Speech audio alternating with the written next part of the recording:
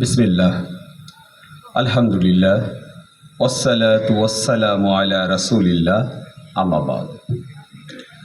শহীদি সংগঠন বাংলাদেশ জামাত ইসলামী রাজশাহী জেলার চারঘাট থানার নিমপাড়া কর্তৃক আয়োজিত আজকের প্রোগ্রামের আজকের সিরাত মাহফিলের সম্মানিত অতিথিবৃন্দ, সম্মানিত আয়োজক মণ্ডলী, আজকের প্রোগ্রামে উপস্থিত বৃদ্ধ,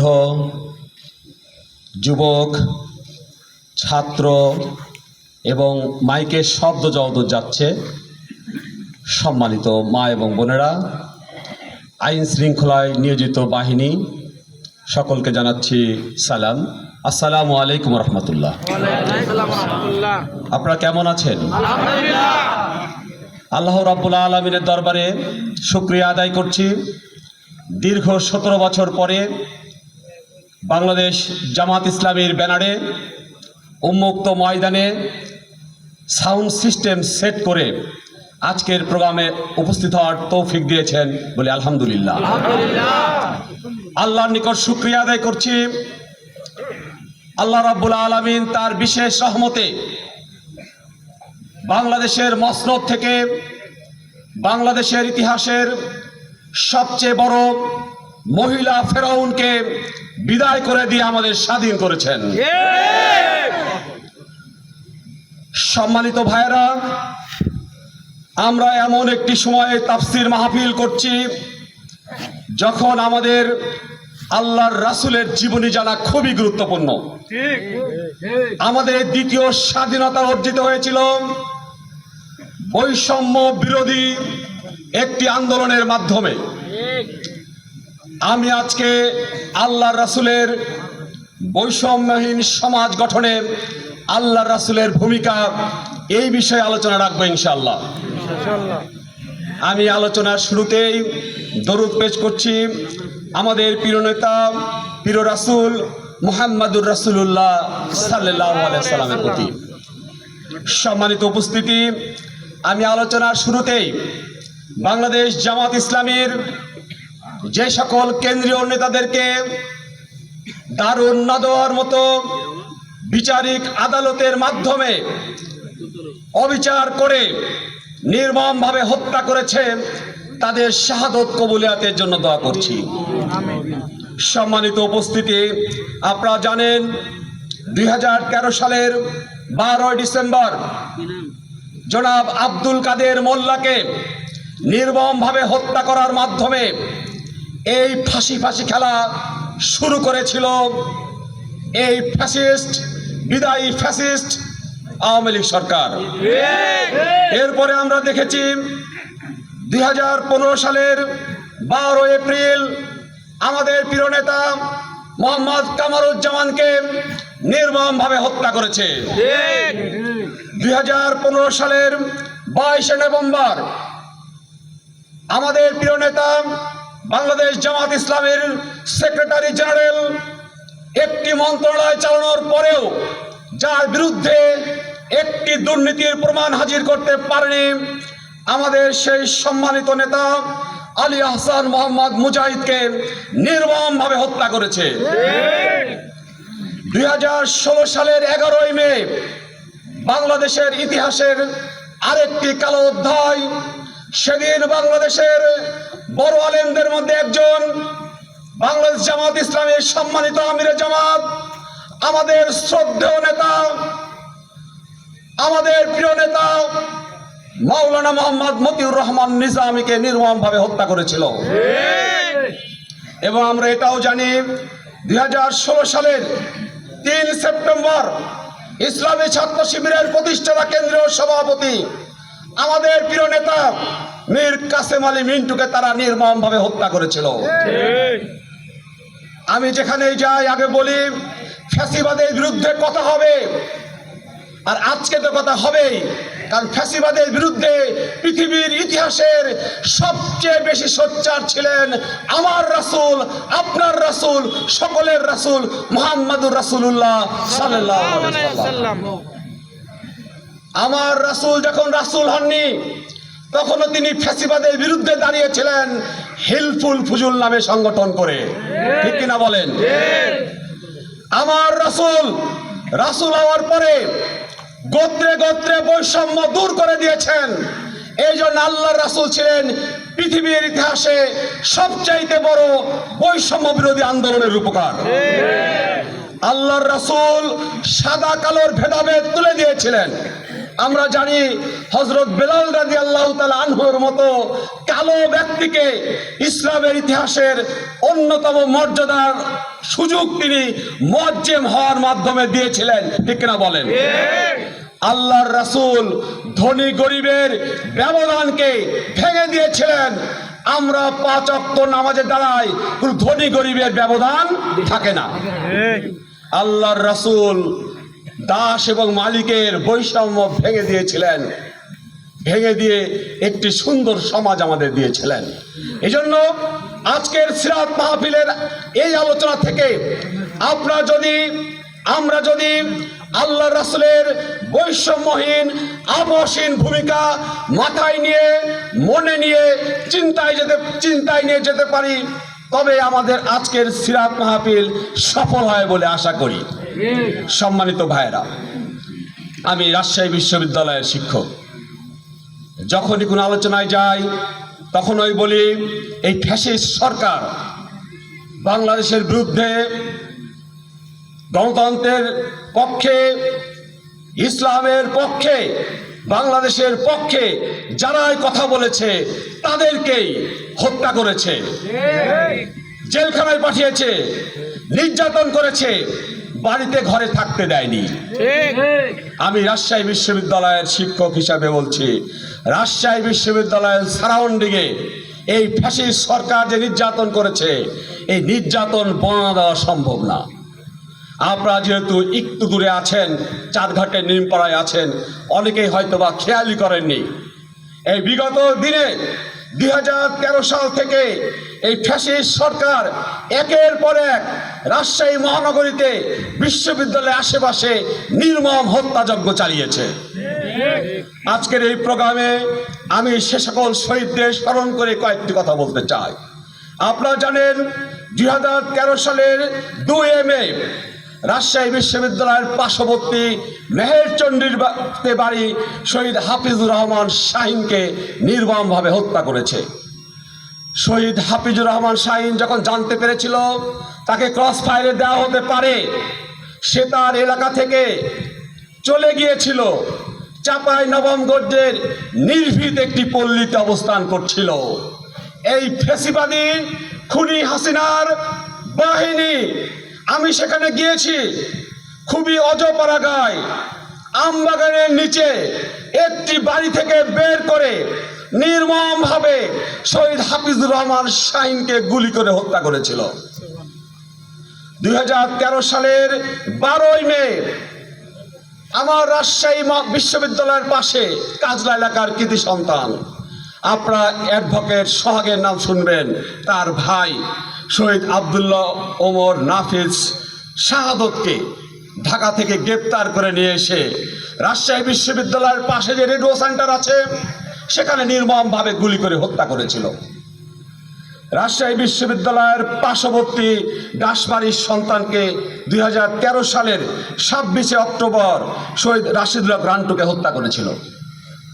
রাজশাহী বিশ্ববিদ্যালয়ের পার্শ্ববর্তী একটি কলেজ আছে, ইসলামিয়া কলেজ, সেই কলেজের ইসলামী শিক্ষার শিক্ষক, তার অপরাধ ছিল ইসলামী ছাত্র শিবিরের সেই ওয়ার্ডের সভাপতি ছিল, তার অপরাধ ছিল সেই ওয়ার্ডের খুবই জনপ্রিয় একজন ব্যক্তি ছিল, তার অপরাধ ছিল আগামী দিনে সেই ওয়ার্ডের নেতৃত্ব দিত।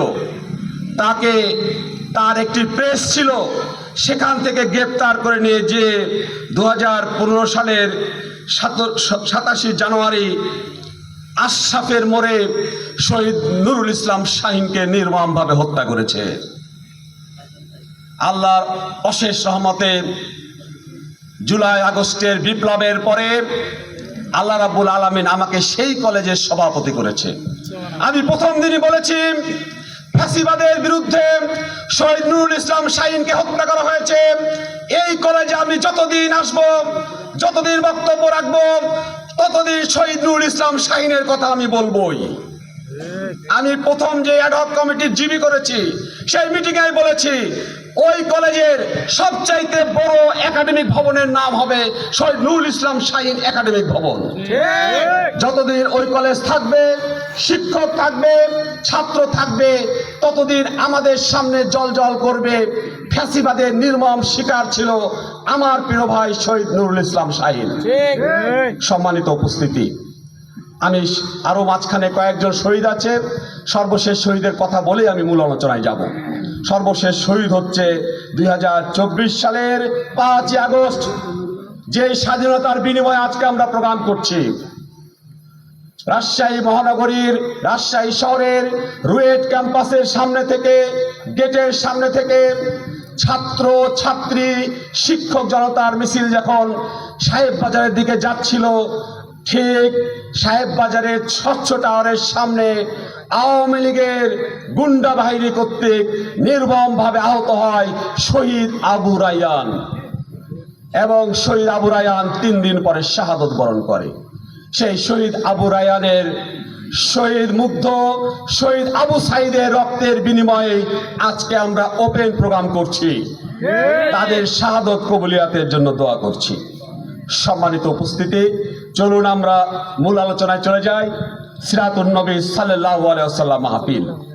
আল্লাহ রাসূল সাল্লাল্লাহু আলাইহি ওয়াসাল্লাম ছিলেন বৈষম্য বিরোধী আন্দোলনের সবচাইতে বড় নেতা। কিভাবে? বৈষম্য বিরোধী আন্দোলন করতে হলে যে গুণগুলো রাখবে, আল্লাহ রাসূল সাল্লাল্লাহু আলাইহি ওয়াসাল্লামকে আল্লাহ তাআলা স্বয়ং সে গুণ দিয়েছিলেন। আল্লাহ রাব্বুল আলামিন সূরা আরাফের 158 নং আয়াতে বলছেন, কুল ইয়া আইয়ুহান নাস ইন্নী রাসূলুল্লাহি ইলাইকুম জামিল। অর্থাৎ, হে মানব সমাজ, আমি তোমাদের সবার প্রতি আল্লাহর রাসূল। এখানে বৈষম্য ভেঙে দিয়েছেন। তিনি ধনীর জন্য আল্লাহর রাসূল, তিনি গরিবের জন্য আল্লাহর রাসূল, তিনি সাদার জন্য আল্লাহর রাসূল, তিনি কালোর জন্য আল্লাহর রাসূল, তিনি সকল গোত্রের জন্য আল্লাহর রাসূল, তিনি আরবের জন্য আল্লাহর রাসূল, তিনি অনারবের জন্য আল্লাহর রাসূল, তিনি সেই সময়ের জন্য আল্লাহর রাসূল, তিনি এখন আল্লাহর রাসূল এবং ভবিষ্যতের জন্য আল্লাহর রাসূল। ঠিক কিনা বলেন? সুতরাং আল্লাহর রাসূল ছিলেন সবার প্রতি আল্লাহর রাসূল। আল্লাহ রাব্বুল আলামিন কোরআনের সূরা সাবার 28 নম্বর আয়াতে বলছেন, ওমা আরসালনাকা ইল্লা কাফাতাল লিন-নাসি বাশীরা। অর্থাৎ, আমি মানব জাতির জন্য সুসংবাদদাতা, সতর্ককারী। একজন বৈষম্য বিরোধী আন্দোলনের নেতা হবে সুসংবাদদাতা এবং সতর্ককারী। আল্লাহ রাসূলকে আল্লাহ রাব্বুল আলামিন নিজেই বলছেন। কোরআন আরেকটি আয়াতে বলতে হয়, সূরা আম্বিয়ার সূরা আহজাবের 45 নম্বর আয়াতে আল্লাহ বলছেন, ইয়া আইয়ুহান নবী ইন্না আরসালনাকা শাহিদাও ওয়া মুবাশশিরাও ওয়া নাযীরাও। অর্থাৎ, আমি আপনাকে সাক্ষী রূপে, সুসংবাদদাতা রূপে, সতর্ককারী রূপে প্রেরণ করেছি।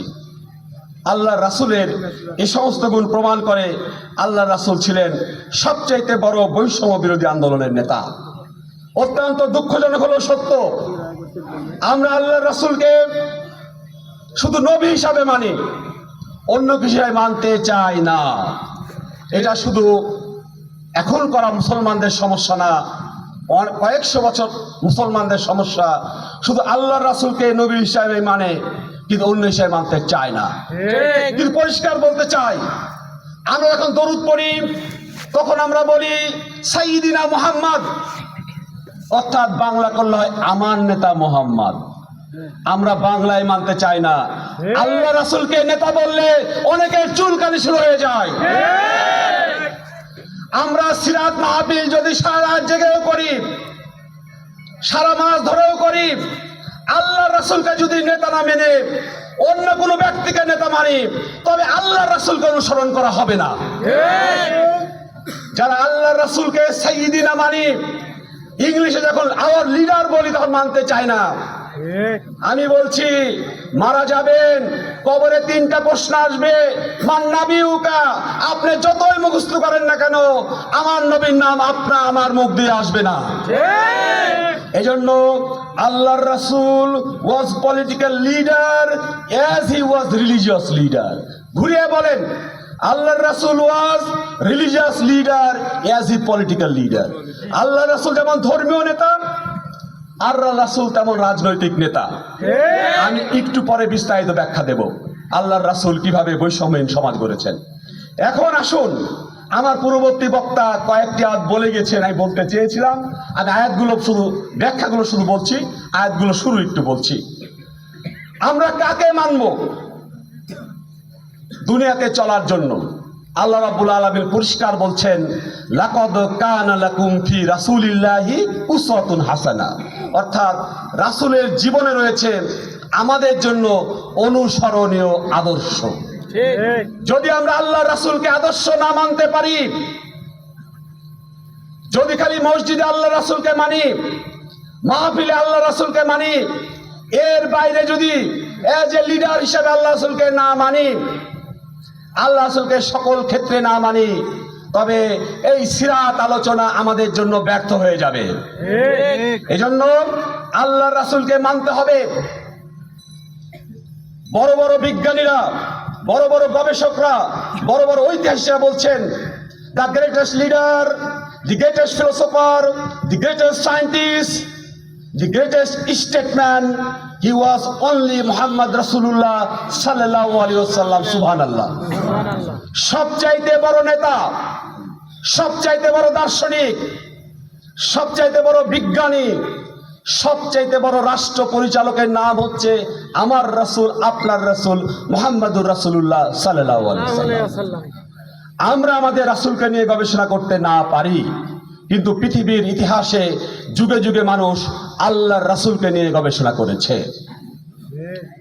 আমরা যখনই আল্লাহর রাসূলকে বাদ দিয়ে অন্য কাউকে আমাদের নেতা মানব, তখনই মুসলমানদের সমস্যা হবে, দেশের সমস্যা হবে, গণতন্ত্রের সমস্যা হবে, ভারতীয় আগ্রাসন আমাদের বুক চেপে বসবে। আল্লাহর রাসূলকে কিভাবে নেতা হিসেবে মানব আমরা পারিনি, কিন্তু আমাদের ফ্যাসিবাদের দোসররা দেখিয়ে গেছে কিভাবে নেতা বানাতে হয়। আমি আপনাদেরকে দেখেন, আল্লাহ কোরআনকে মানেননি, হাদিসকে মানেনি, ইসলামকে মানেনি, আল্লাহ রাসূলকে মানেনি, কিন্তু চারটা বিষয় আমাদের ওপর ফ্যাসিবাদী সরকার 17টি বছর চাপিয়ে রেখেছিল। চারটি বিষয় কি আপনি মিলিয়ে দেখবেন, দীর্ঘ 17 বছর এই চারটি বুলির মাধ্যমে বাংলাদেশের মানুষকে, গণতন্ত্রকে, ইসলামকে, বাংলাদেশ জামাত ইসলামকে, বিরোধী দলকে দমন করে রেখেছিল এই ফ্যাসিস্ট সরকার। এই চারটা জিনিসের এক নম্বর হলো ৭১-এর চেতনা। তারা চেতনা ব্যবসা করেছে। আল্লাহ রাসূলের সময় কাফেররা করেছে বাপদাদার চেতনার ব্যবসা, আর এরা করেছে ৭১-এর চেতনার ব্যবসা। ৭১-এর চেতনা কেমন? যখনই আপনি ইসলামের কথা বলবেন, কোরআনের কথা বলবেন, হাদিসের কথা বলবেন, তখনই বলেছে এটা ৭১-এর চেতনা বিরোধী। যখনই আপনি স্বাধীনতা সার্বভৌমের কথা বলবেন, ফেনালির লাশ কেন তারের উপর ঝুলছে বলবেন, ভারতীয় বাহিনী কেন বাংলাদেশে কথা বলবেন, তখনই বলবে এটা ৭১-এর চেতনা বিরোধী। ৭১-এর চেতনা করে আমাদেরকে পিছিয়ে দিয়েছে। আল্লাহর রাসূলের সময়ও বাপদাদার চেতনা, বাপদাদার ধর্ম করে আল্লাহ রাসূলকে নির্যাতন করেছে। আওয়ামী লীগ সরকারের ২ নম্বরের বুলি ছিল রাজাকার। রাজাকার আওয়ামী লীগ সরকারের বুলি ছিল রাজাকার। রাজাকার আর আল্লাহ রাসূলকে বলতো নতুন ধর্ম ব্যবসায়ী। বলেনি? আল্লাহ রাসূলকে বলেছে নতুন ধর্ম ব্যবসায়ী, বাপদাদার বিরুদ্ধের ধর্ম ব্যবসায়ী, আর এরা বলেছে রাজাকার। রাজাকার শাহবাগে গণ আদালত, শাহবাগে ব্লগারদের আন্দোলন করে আব্দুল কাদের মোল্লার রাজাকার বানিয়ে তুই রাজাকার স্লোগান দিয়ে আব্দুল কাদের মোল্লাকে ফাঁসি দিয়েছিল। সেই ঢাকা বিশ্ববিদ্যালয়ে সেই শাহবাগে স্লোগান উঠেছে, আমি কে তুমি কে, রাজাকার রাজাকার। সেই যে শাহবাগ দিয়ে 17 বছরের দুঃশাসন চালিয়েছিল, সেই শাহবাগের স্লোগান দিয়েই শেখ হাসিনা বাংলাদেশ থেকে পালিয়েছে। আপনারা জানেন না শেখ হাসিনা কেমন ভাবে পালিয়েছে। আপনারা একটি হেলিকপ্টারের ছবি দেখেছেন, হেলিকপ্টারটা কোথায় ছিল আপনারা জানেন না, ছবিটা অস্পষ্ট। লক্ষণ সেন যেমন বাড়ির নিচের নদীর তলের গুহা দিয়ে পালিয়েছিল, ফ্যাসিস্ট সরকার গণভবন থেকে একটি সুড়ঙ্গের মাধ্যমে ওই হেলিকপ্টার চড়ে পালিয়েছে। বাংলাদেশের ইতিহাসের লক্ষণ সেন আর বর্তমান ইতিহাসের ফ্যাসিস্ট সরকার। এই ফ্যাসিস্ট সরকারের 3 নম্বরের গুলি ছিল, 3 নম্বরের স্লোগান ছিল। আমি বিভিন্ন জায়গায় বলেছি, আগে বলতে সাহস পাইনি, বললে আমাকে টিকতে দিত না। হ্যাঁ, মামা বাড়ি শ্বশুর বাড়ি পাঠিয়েছিল, আবার পাঠাতো।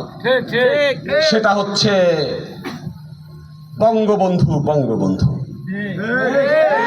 এই ফ্যাসিস্ট সরকার আল্লাহ এবং তার রাসূলকে অমর্যাদা করে একটি ব্যক্তিকে এমন জায়গায় বসিয়েছিল, আল্লাহ এবং রাসূলের বিরুদ্ধে কথা বললে কিছু হতো না, একটি ব্যক্তির বিরুদ্ধে কথা বললে বাংলাদেশের আলেম ওলামা, বুদ্ধিজীবীকে, ছাত্রদেরকে, রাজশাহী মহানগরীর হাফেজ আব্দুল মুকিতকে শুধু আওয়ামী লীগের অর্থ বলেছিল, আইয়াম মানে জাহিলিয়াত, আওয়ামী লীগ অন্ধকারের জল, এজন্য 10 বছরের জেল, 10 লাখ টাকা জরিমানা করেছিল স্বৈরাচার ফ্যাসিস্ট সরকার।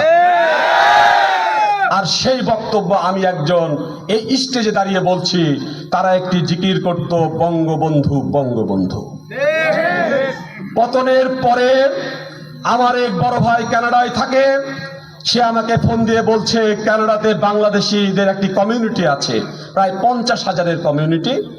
তাদের ফেসবুক গ্রুপে আলোচনা হচ্ছে, যাই করুক তাই করুক, ছবির উপর দাঁড়িয়ে পেশাব করবে এটা মানা যায় না। যারা মক্কায় হজ উমরায় গেছেন আপনারা জানেন আবু জেহেলের বাড়িটা কি বলেন। আমার সাথে উমরায় গেছে আমার এক রিলেটিভ, তার নাকি একটা কোষ্ঠকাঠিন্য আছে। সে আমাকে বলছে মক্কায় আবু জেহেলের বাড়িতে গেলে যেরকম আরাম করে কর্ম হয় কোথাও হয় না। এখন ও নিয়ত করেছে যতদিন মক্কায় থাকবে আবু জেহেলের বাড়িতে যে কাজটা সারবে। আবেগের ব্যাপার। আমি রাজশাহীতেও দেখেছি, যেখানে যেখানে ফ্যাসিস্টের মূর্তি ছিল, মুরাল ছিল, ছাত্র জনতা ভেঙ্গে গুড়িয়ে দিয়েছে। কেউ কেউ বলার চেষ্টা করেছে, যাই করলেন তাই করলেন, মূর্তি ভাঙলেন কেন আর মূর্তিতে পেশাব করলেন কেন? প্রধান উপদেষ্টা ডক্টর ইউনূস আমার খুবই সম্মানের ব্যক্তি, সে প্রথমেই বলেছিলেন, এই প্রশ্ন তাকে প্রথমে জিজ্ঞেস করেছিল যখন তিনি ইন্টার্ন গভর্নমেন্ট প্রধান হননি, বলেছি এগুলো করছে আপনি কি মনে করেন? তিনি পরিষ্কার বলেছিলেন, আমাকে কেন, তার মেয়ে শেখ হাসিনাকে জিজ্ঞেস করেন, তার আমলনামার ফলে এগুলো হচ্ছে। আমরা তো রাজপথের কথা জানি। আমি আজকে বলতে চাই, দীর্ঘদিন 17 বছর দলীয় লোকদের প্রবেশ করানোর পরেও ক্যান্টনমেন্টে, বিডিআরের হেডকোয়ার্টারে, পুলিশের হেডকোয়ার্টারে জগতেশ কয়েক নম্বরের ফেরাউনের মূর্তি কে ভেঙেছে? সাধারণ মানুষ ভাঙে নাই। এজন্য ফ্যাসিস্টের একটি স্লোগান ছিল বঙ্গবন্ধু বঙ্গবন্ধু। আমরা স্লোগানকে পরিবর্তন করতে চাই। আমার নেতা তোমার নেতা কে? আমাদের সিরাত মাহফিল তখনই সার্থক হবে। আজকের দিনে বলতে চাই, আপনার মনে যদি আমার নেতার উপরে, মুহাম্মাদুর রাসূলুল্লাহ সাল্লাল্লাহু আলাইহি সাল্লামের উপরে কারো জন্য যদি ভালোবাসা থাকে, সে যেই হোক, আমি নাম বলছি না, যদি ভালোবাসা থাকে মনে করতে হবে আমাদের ঈমান পূর্ণাঙ্গ না। হাদিসে বলছেন, আমাকে ভালো না বাসলে ঈমান পূর্ণ হবে না। সর্বশেষ ফ্যাসিস্ট হাসিনার আরেকটি হাতিয়ার ছিল, সেটা হলো জঙ্গি এবং মৌলবাদ। তারা জঙ্গি এবং মৌলবাদ বলে আমাদেরকে নির্যাতন করেছে। আমরা পরিষ্কার বলতে চাই, ইসলাম কখনো জঙ্গি না, কোরআন কখনো জঙ্গি বই না। আমি ইতিমধ্যে প্রোগ্রামে বলেছি, আপনারা দীর্ঘদিন যাবৎ আলেম ওলামাকে ধরেছেন, জামাতের নেতাকর্মীকে ধরেছেন, জামাতের মহিলা নেত্রীদের ধরেছেন, ধরার পরে সামনে কোরআন হাদিস থেকে ছবি তুলেছেন, পত্রিকায় দিয়েছেন। আমরা কষ্ট পেয়েছি। যারা কষ্ট পাননি বিশ্বাস করেন ওরা মুসলমানের বাচ্চা হতে পারে না, ওদের শরীরের মুসলমানের বৈধ রক্ত হতে পারে না। সে যে দলই করুক না কেন, কোরআনের বিরুদ্ধে অবস্থান নিলে, আল্লাহর রাসূলের বিরুদ্ধে অবস্থান নিলে, কোরআনকে জঙ্গি বই বললে, দাড়ি টুপিকে জঙ্গি বললে, পাঞ্জাবি পায়জামাকে জঙ্গি বললে, যদি অন্তরে অনুভূতি সৃষ্টি না হয়, ওই রকম কাপুরুষ হিজড়া মুসলমানের কোনো প্রয়োজন নেই। দুঃখজনক হলেও সত্য, এই 17টি বছরে আল্লাহর রাসূলের যে প্র্যাকটিস, আল্লাহু আকবার ধ্বনি দেওয়া, এই ধ্বনি দেওয়া আমাদের সুযোগ দেয়নি। আপনারা জানেন, শুধুমাত্র প্রতিদিন আজানে আমরা 30 বার আল্লাহু আকবার দেই। শুধুমাত্র ফরজ নামাজে একামতে প্রতিদিন 30 বার আল্লাহু আকবার দেই। হ্যাঁ, আমি বলছি, নামাজে আমরা 5 ওয়াক্ত ফরজ নামাজে কমসে কম 94 বার আমরা আল্লাহু আকবার দেই। আমি সুন্নত তাফসীর হিসাব দিলাম না। আমাদের সেই আল্লাহু আকবার ধ্বনি মসজিদের বাইরে কোথাও দিতে দেয়নি।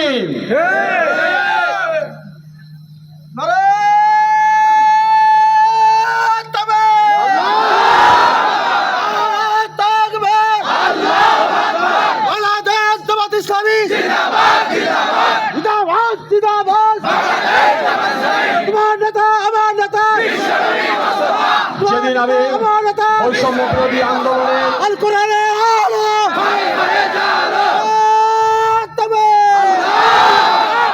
বৈষম্য বিরোধী আন্দোলনে আপনারা জানেন, আমরা বৈষম্য বিরোধী আন্দোলনের ভূমিকায় ছিলাম। রাজশাহীর আন্দোলনে রাজশাহী বিশ্ববিদ্যালয়ের বর্তমানের ভাইস চ্যান্সেলর স্যার, আমরা একসাথে থেকে আন্দোলন করেছিলাম। আমরা আন্দোলনে তখনও কৌশলগত কারণে আল্লাহু আকবার স্লোগান দিতে পারি নাই। প্রথম যেদিন, সেই দিন তারপরের দিন বিকালে যখন আল্লাহু আকবার স্লোগান সাহেব বাজারে দিয়েছিল, স্লোগান দিয়েছিলাম, বিশ্বাস করবেন না, মনে হচ্ছে কতদিন পরে মুক্ত আকাশের নিচে মন থেকে আল্লাহু আকবার স্লোগান দিচ্ছি, চোখ দিয়ে পানি বের হয়ে গেছে। আমরা সিরাতের আলোচনা করছি, কিন্তু মুসলমানরা যদি আল্লাহু আকবার স্লোগান বন্ধ ছিল এর বিরুদ্ধে যদি জেগে না উঠে, তবে আমাদের মুসলমানের পর্যায় নিয়ে সন্দেহ আছে।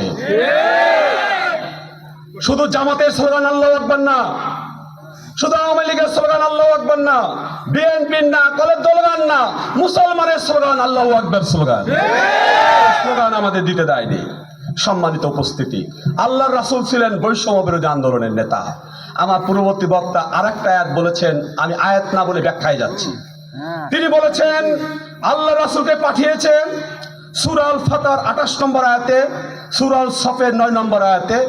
বাক্যের একটু পার্থক্য আছে, থিমটা একই রকম। ওয়াল্লাযী আরসালা রাসূলাহু বিল হুদা ওয়া দীনিল হক লিইয়ুযহিরাহু আলা দীনি কুল্লিহি।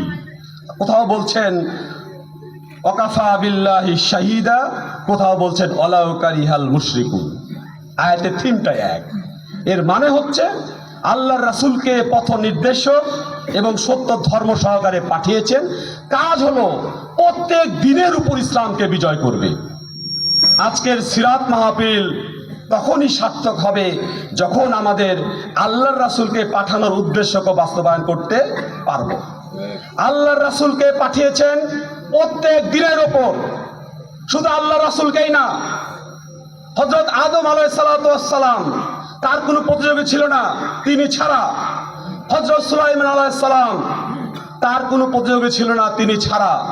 প্রত্যেকটি নবী এবং রাসূল প্রচলিত সমস্ত ধর্মের বিরুদ্ধে মতবাদের বিরুদ্ধে, রাজা বাদশার বিরুদ্ধে ইসলামকে বিজয় করেছেন। সুবহানাল্লাহ। হযরত ইব্রাহিম আলাইহিস সালাম, তার সময় ছিল কে? নমরুদ। হযরত মুসা আলাইহিস সালামের সময়, তার সময় ছিল ফেরাউন। হযরত মুহাম্মদ রাসূলুল্লাহ সাল্লাল্লাহু আলাইহি ওয়াসাল্লামের সময় ছিল উকবা, শাইবা, আবু জেহেল, আবু লাহাব। এদের যে মতবাদ ছিল, এদের যে দিন ছিল, সমস্ত দিনের উপর ইসলামকে বিজয় করার জন্যই আল্লাহ রাসূল আসছিলেন। ঠিক, আমরা যদি আল্লাহ রাসূলের উম্মত হই, আমাদের একই কাজ হবে। আমি একটু আপনাদের সামনে আল্লাহ রাসূলের জীবনীকে ভিন্নভাবে তুলতে চাই। আপনি জানেন আমার উপস্থাপনটা একটু ভিন্ন হবে। সিরাত মাহফিলের আলোচনা সফল হয় বলে আশা করি। আমরা আল্লাহ রাসূলকে জানি, আল্লাহ রাসূল 63 বছর বেঁচে ছিলেন, তাই না? কত বছর? নবী হয়েছিলেন কত বছরে? 40 বছরে। আল্লাহ রাসূলকে যদি জীবনকে ভাগ করি, আমরা দুই ভাবে ভাগ করতে পারি। একটি হচ্ছে অনবী হিসাবে আল্লাহর রাসূল, আর একটি হলো নবী হিসাবে আল্লাহর রাসূল। আর যদি আমরা শেষের 23 বছরকে ভাগ করি, তবে মক্কি জীবনে আল্লাহর রাসূল, মাদানী জীবনে আল্লাহর রাসূল। আমাদেরকে মক্কি জীবনে আল্লাহ রাসূলকে মানতে হবে, মাদানী জীবনের আল্লাহ রাসূলকেও মানতে হবে। যদি আমরা মক্কি জীবনের আল্লাহ রাসূলকে মানি, মাদানী জীবনে আল্লাহ রাসূলকে না মানি, তবে আমাদেরকে আল্লাহ রাসূলকে মানা পূর্ণাঙ্গ হবে না। আল্লাহ রাসূলের মক্কা জীবন কয় বছরের বলেন তো? 13 বছরের, তাই না? আর মাদানী জীবন কয় বছরের? 10 বছরের। আমরা মক্কি জীবনের 13 বছরকে মানতে চাই, মাদানী জীবনের 10 বছরকে মানতে চাই না। নাউজুবিল্লাহ। আমরা মক্কি জীবনের নাজিলকৃত 86টি সূরাকে ভালো মানতে চাই, মাদানী জীবনে নাজিলকৃত 28টি সূরাকে মানতে চাই না। নাউজুবিল্লাহ। আমরা মক্কি জীবনে আয়াতকে জানি তাওহীদ, আখিরাত, রিসালাতের আয়াত। মক্কি জীবনে আয়াত হিস্টোরি, সোশ্যাল অ্যাসপেক্টের আয়াত, আমরা এটা মানতে চাই। কিন্তু মাদানী জীবনের আয়াত, হুকুম হাকামের আয়াত, আইন কানুনের আয়াত, যুদ্ধ জিহাদের আয়াত, স্টেট সিস্টেম, রাষ্ট্র গঠনের আয়াত, রাষ্ট্র পরিচালনার আয়াত আমরা মানতে চাই না। এই যে মুসলমানের মধ্যে দ্বৈততা, এই দ্বৈততা চলবে না। আমরা মক্কা জীবনের অত্যাচারের চোখে পানি ফেলি, কিন্তু মদিনা জীবনে আল্লাহর রাসূল 82টি যুদ্ধ পরিচালনা করেছেন। আবারও শোনেন, 82, 8-এর পরে 2, 82টি যুদ্ধের পরিকল্পনা করেছেন এবং 27টি যুদ্ধের নেতৃত্ব দিয়েছেন। আমরা মক্কি জীবনে নির্যাতনের চোখে পানি ফেলি, মাদানী জীবনের 10 বছরকে মানতে চাই না। বর্তমান মুসলমান সমাজের একটি করুণ অবস্থা। আমি ঠিক এভাবে বলি, আল্লাহ রাসূলের জীবনের 2টা রূপ। একটা হচ্ছে নন পলিটিক্যাল রাসূল সাল্লাল্লাহু আলাইহি ওয়াসাল্লাম, মক্কার 13 বছর। আরেকটি হচ্ছে পলিটিক্যাল রাসূল সাল্লাল্লাহু আলাইহি ওয়াসাল্লাম, মদিনার 10 বছর। আমরা মক্কার 13 বছরকে মানতে চাইলেও মদিনার 10 বছরকে অস্বীকার করি। কপাল পুরা হতভাগা মুসলমান। আজকে সিরাত মাহফিলে পরিষ্কার বলতে চাই, সবচাইতে আমাদের উপর বড় বিধান হচ্ছে আকিমুস সালাত, নামাজ কায়েম করো। আল্লাহর রাসূল মক্কি জীবনে নামাজ পড়েছেন, নামাজ কায়েম করতে পারেননি। আল্লাহর রাসূল ইকরামার গৃহে পালিয়ে নামাজ পড়েছেন। আল্লাহর রাসূল মক্কার নামাজ পড়তে আসলে কাফেররা উটের লাড়ি ভুড়ি চাপিয়ে দিয়েছে। আল্লাহর রাসূল মারা যেতে গেছেন, আল্লাহর রাসূলকে তার আত্মীয়রা উদ্ধার করেছে। আল্লাহর রাসূল যখন তায়েফ থেকে ফিরলেন, তখন মক্কাতে 2 রাকাত নামাজ পড়তে পারেননি। আতিম ইবনে মুদি, একজন কাফের, তার নেতৃত্বে ঘেরাও করে রাখার পরে আল্লাহর রাসূল নামাজ পড়েছেন। কিন্তু আল্লাহর রাসূল মক্কা থেকে মদিনায় হিজরত করলেন। হিজরত করার পরে তিনি, আমরা যে কুবা এলাকা বলি, 4 দিন অবস্থান করেছিলেন। সেখানে তিনি প্রথম মসজিদ নির্মাণ করেন। The first মস্ক in the Islamic history ওয়াজ মসজিদে কুবা ইন মাদিনা। এবং সেখানেই তিনি প্রথম আকিমুস সালাত, নামাজ কায়েম করো, এই নামাজ কায়েম করতে পেরেছিলেন। সুতরাং আমরা যদি কোরআনের বিধান, ইসলামের বিধানকে প্রতিষ্ঠা করতে চাই, অবশ্যই আল্লাহর রাসূলের মক্কি জীবন শুধু না, মাদানী জীবনকেও মানতে চায় না।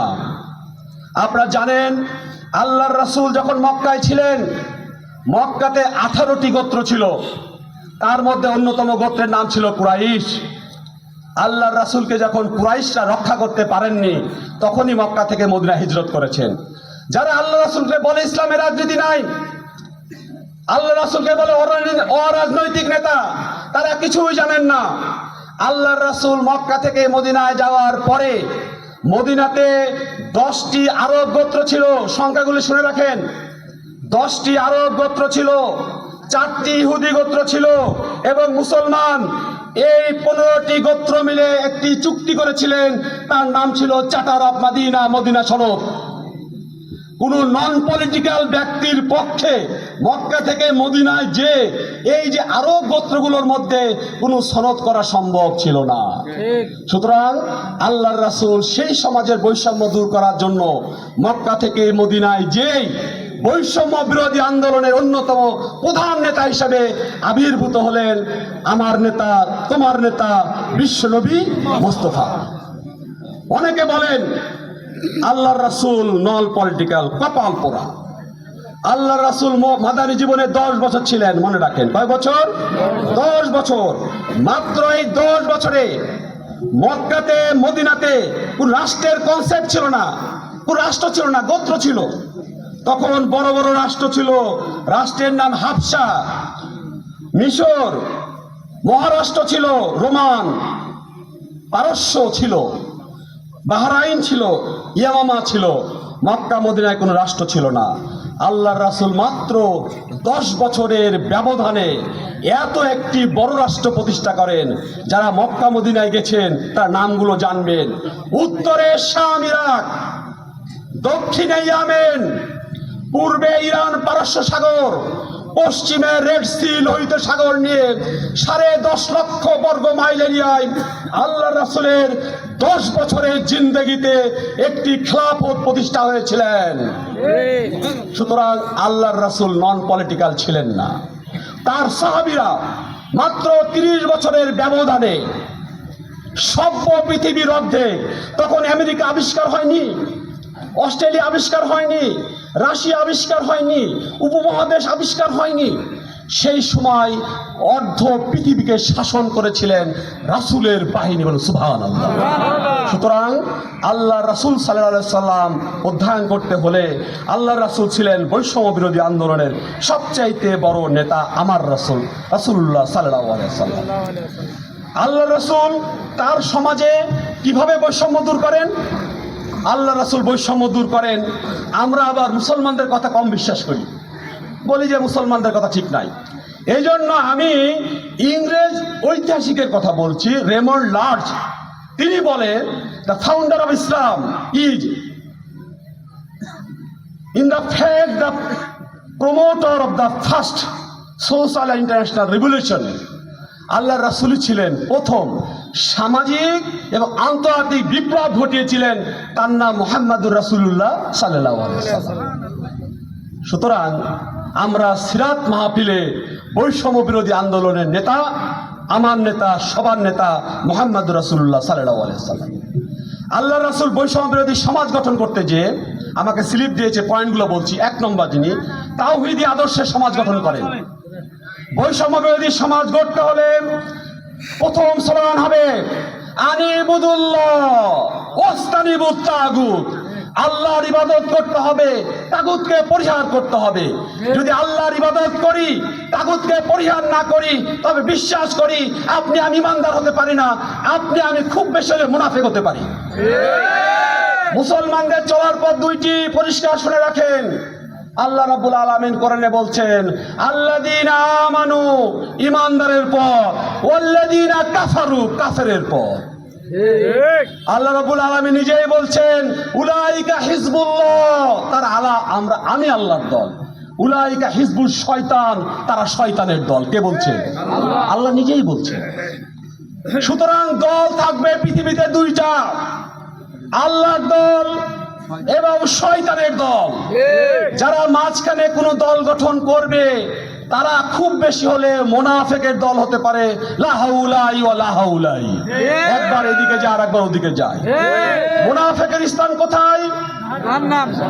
শুধু জাহান্নাম না, ইন্নাল মুনাফিকিনা ফি দারকিল আসফালি মিনান নার, মুনাফিকের স্থান কাফেরের নিচে। দীর্ঘ 17টি বছর আমরা এই কথা বুক ফুলে বলতে পারিনি, বললে পারে আমি বাড়িতে ঘুরে যেতে পারতাম না নিশ্চিত। পরিষ্কার বলছি যে আমাদের তাওহীদি আদর্শে জীবন গড়তে হবে, আল্লাহর আদর্শে, রাসূলের আদর্শে জীবন গড়তে। 2 নম্বর হলো মানবিক সমাজ গঠন করেছিলেন মুহাম্মদুর রাসূলুল্লাহ সাল্লাল্লাহু আলাইহি ওয়াসাল্লাম। উদাহরণ দেওয়ার সময় নাই। মক্কা থেকে মদিনায় গেলেন মুহাজির, যারা মক্কা থেকে মদিনায় গেলেন, মদিনার আনসার যে পরিমাণ সহযোগিতা করেছে এর চাইতে মানবিকতার প্রমাণ পৃথিবীর ইতিহাসে আর নেই। 2টি বাড়ি ছেড়ে দিয়েছে, স্ত্রী ছেড়ে দেওয়ার প্রস্তাব দিয়েছিল, সাহাবীরা নেননি। ছেড়ে দেওয়ার প্রস্তাব দিয়েছিল, বলেছিল স্ত্রী লাগবে না, বাজারের পথ দেখিয়ে দাও, আমি ব্যবসা করে জীবনযাপন করব। আমি উদাহরণ দেখাচ্ছি না। 3 নম্বর, আল্লাহর রাসূল দাস প্রথার উচ্ছেদ করেছিলেন। আমি একটু আগে বলেছি ইসলামের প্রথম মুয়াজ্জিনের নাম বেলাল রাদিয়াল্লাহু তাআলা আনহু। আল্লাহর রাসূলের কি সুযোগ ছিলেন না সাদা চামড়ার কাউকে আজান দেওয়ার?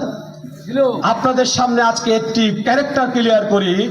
আব্দুল্লাহ ইবনে উবাই মুনাফিক নেতা হওয়ার অন্যতম কারণ ছিল আল্লাহর রাসূল যখন প্রথম মসজিদ করে বেলালকে আজান দিতে পাঠালেন, আব্দুল্লাহ ইবনে উবাইয়ের বড়ই খাস ছিল, ইচ্ছা ছিল সেই জন্য আজান দেওয়ার সুযোগ পায়। মুনাফিকের বীজ আব্দুল্লাহ ইবনে উবাইয়ের হৃদয়ে গেঁথে গেল, এই জন্য মুনাফিক। 4 নম্বর হচ্ছে নারীর মর্যাদা দান করেছেন আল্লাহর রাসূল। বর্তমান সময়েও নারীর মর্যাদা নেই। আমি বিশ্ববিদ্যালয় শিক্ষক বলছি, যতই নারী স্বাধীনতার স্লোগান দেওয়া হোক না কেন, বর্তমান সময়ে নারীর কোনো মর্যাদা নাই। নারীর মায়ের মর্যাদা থেকে, বোনের মর্যাদা থেকে, কন্যার মর্যাদা থেকে সরে গিয়েছে।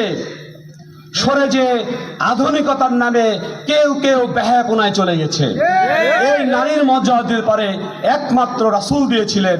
আমরা যদি রাসূলের পথ অনুসরণ করি তাহলেই নারীর মর্যাদা দিতে পারি। আল্লাহর রাসূল বলেছেন মায়ের পায়ের নিচে কি সন্তানের বেহেশত, আল জান্নাতু তাহতা আকদামিল উম্মাহাত।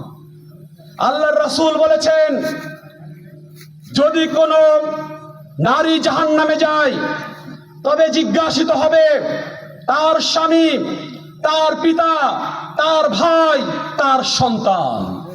সুতরাং আজকের সিরাত মাহফিলে উপস্থিত ভাইয়েরা, মাইক যারা শুনছেন, বোনেরা, আল্লাহর রাসূল যে মর্যাদা দিয়েছেন সে মর্যাদা আমাদের নিতে হবে।